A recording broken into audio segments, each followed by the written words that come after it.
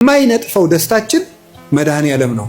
የልቡናችን ደስታ፣ የነፍሳችን ረሃብ፣ ጥጋባችን፣ የልቡናችን ዘውድ፣ የሰውነታችን ትምክት እርሱ ክርስቶስ ነው። ሁሉ ነገር ሁልጊዜ አያስደስትም። አንድ ቀን ቢያስደስት፣ ክርስቶስ ግን ሁልጊዜ ደስታችን ነው። በልብስ ልደሰት ብትል ልብስን ወይ ሰዎች ይወስዱታል፣ ወይም የተሻለ ልብስ አሰፍተው የሚመጡ ሰዎች ያስቀኑና በአንተ ልብስ መደሰት ታቆማል። በጤና ብትደሰት ሲያምህ ይከፋል። በመልክ ብትደሰት ስታረጅ ይከፋል። በሚስታችሁ ብትደሰቱ ስትሞት ይከፋችኋል። በባል ብትደሰቱ ሲሞት ይከፋል። ቅዱስ ጎርጎርዮስ እንደተናገረ በሀብት ብትደሰቱ ስታጡት ትከፋላችሁ። በሹመት ብትደሰቱ ስትሻሩ ይከፋችኋል። በክርስቶስ ብትደሰቱ ግን ማንም አይወስድባችሁ። እሱን ማን ይነጥቀናል? ሁሉ ይወሰዳል። የማይወሰድ ሀብት ክርስቶስ። ስለዚህ ቅዱስ ጳውሎስ ምን አለ?